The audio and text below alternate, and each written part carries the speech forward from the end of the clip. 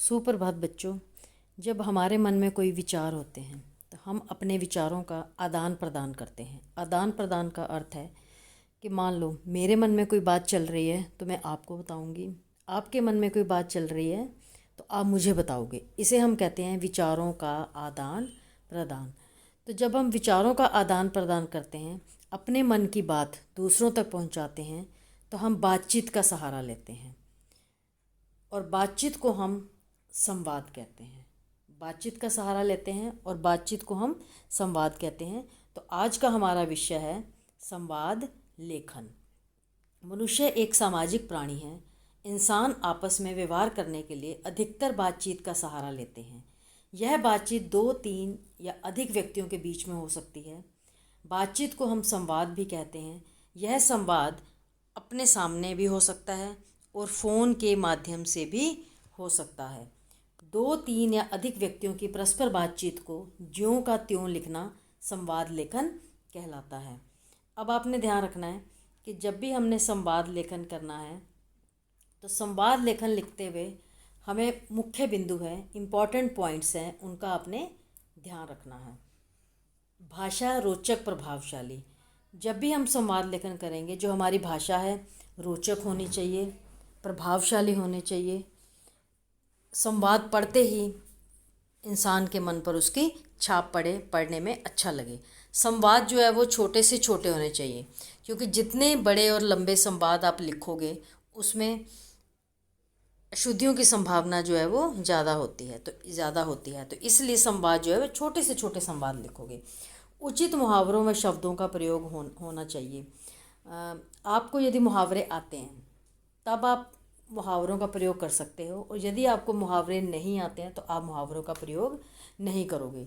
जैसे हम संवाद लिखते हैं, हम कहते हैं कि हेलो कैसे हो, बड़े दिनों बाद दिखाई दिए। तो हम यहाँ पर आजकल दिखाई नहीं देते, तो यहाँ पर हम प्रयोग कर सकते हैं ईद का चांद हो गए हो, कहाँ रहते हो आजकल। तो हमने मुहावरे का प्रयोग किया ईद का चांद होना। तो मुहावरा कोई ज़रूरी नहीं है, यदि आपको आता है तो आप लिखोगे, नहीं तो नहीं लिखोगे।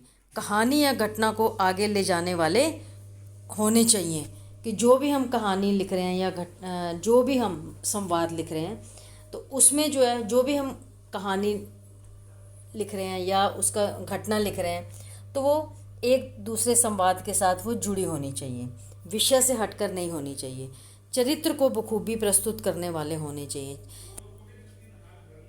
अर्थात इसका अर्थ है कि मान लो अध्यापक और शिष्य के बीच में यदि संवाद चल रहा है और पढ़ाई के विषय को लेकर संवाद है, तो हमारा अध्यापक की बातें, शिष्य की बातें सारी जो हैं अच्छी तरह से प्रस्तुत करके लिखी जानी चाहिए, ताकि पढ़ने वाले को ये लगे कि यदि पढ़ाई का विषय दिया गया है तो वो पढ़ाई के विषय में ही संवाद जो है कर रहे हैं, बातचीत चल रही है।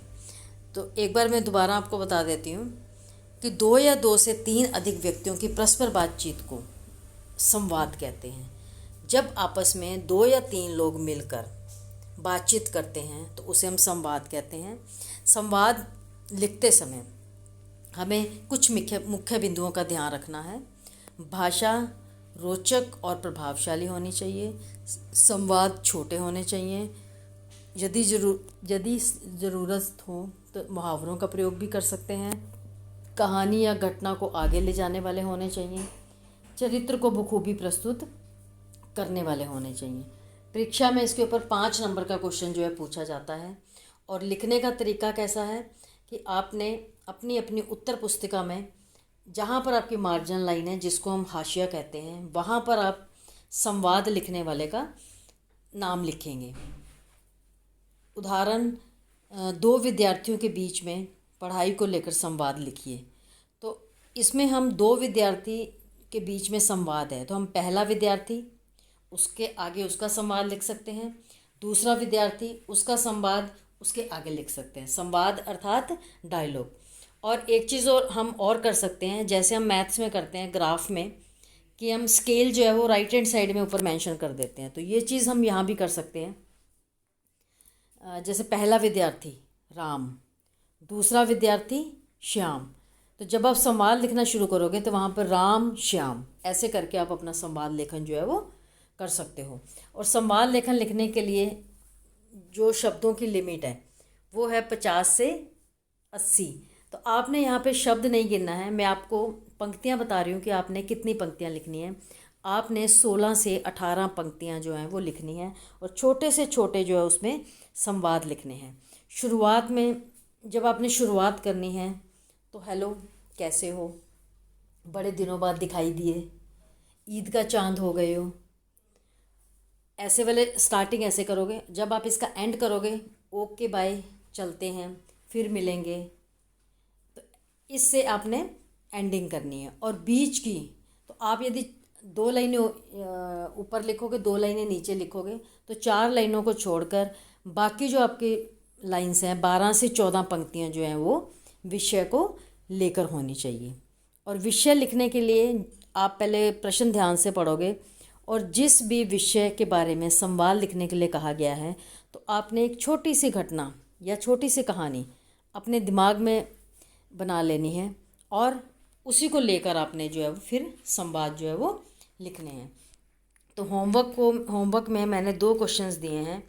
एक क्वेश्चन है, एक फूल की चाह में महामारी का प्रकोप और वर्तमान समय में कोरोना महामारी के प्रकोप के बारे में 2 विद्यार्थियों के बीच की बातचीत को 50 से 60 शब्दों में लिखिए। ये यहाँ पे 50 से 60 लिखा है तो 50 से 80 भी हो सकता है। तो आपने इसमें कंफ्यूज नहीं होना। आपको जितनी पंक्तियाँ बताई गई हैं आपने बस उन्हीं पंक्तियों को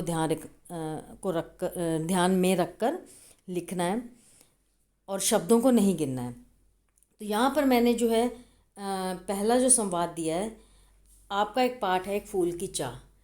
तो जैसे आज के समय में यहाँ पे महामारी फैली हुई है, वैसे पहले समय में भी एक महामारी फैली थी, उसमें भी बहुत सारे लोग जो थे वो बीमार हो रहे थे और उनकी मृत्यु हो रही थी। तो आज के समय में भी ऐसा ही है कि कोरोना से है जो बहुत लोगों की मृत्यु हो रही है। तो आपने इन दोनों सिचुएशंस को लेकर, दोनों स्थितियों को लेकर आपने जो है वो संवाद लिखना है। दूसरा आपके पास है, अध्यापक और शिष्य के बीच पढ़ाई को लेकर हुई बातचीत को संवाद के रूप में लिखिए। अब यहाँ पर अध्यापक के बीच में है और शिष्य के बीच में है, पढ़ाई को लेकर बातचीत है। अब ये जो आपकी बातचीत है ये किसी भी एक विषय पर हो सकती है। तो लिखने से पहले आप सोच लेंगे कि आपने कौन सा विषय चुनना है। आप ये लिख सकते हो, होमवर्क नहीं किया, उसको लेकर आप 12 से 14 लाइनें जो हैं उससे रिलेटेड लिख सकते हैं। टोटल आपकी 16 लाइनें हैं। 2 लाइनें शुरू की और 2 लाइनें अंत की आपकी जो है वो स्वागत वाली लाइनें हैं, वेलकम वाली लाइनें हैं, जब हम एटिकेट्स जिसको हम कहते हैं। तो इसमें आप एक विषय आप चुन सकते हो, जैसे आपको कोई चैप्टर जो है वो समझ नहीं आया, उसके ऊपर आप संवाद लिख सकते हो। आपके पेपर आने वाले हैं, उसके ऊपर आप बातचीत लिख सकते हो। तो ऐसे कोई भी स्टडी को लेकर, कोई भी विषय लेकर जो है आप उसको संवाद लिख सकते हो। आपको मैथ्स का कोई चैप्टर समझ नहीं आया तो आप मैम से उसको दोबारा समझाने के लिए कह सकते हो। तो कोई भी एक विषय लेकर जो है उसमें संवाद लिख सकते हो। मुझे उम्मीद है कि आपको ये समझ आ गया होगा। फिर भी यदि कुछ भी समझ ना आया हो तो आप इसको अगली लाइव क्लास में जो है वो दोबारा पूछ सकते हो। धन्यवाद।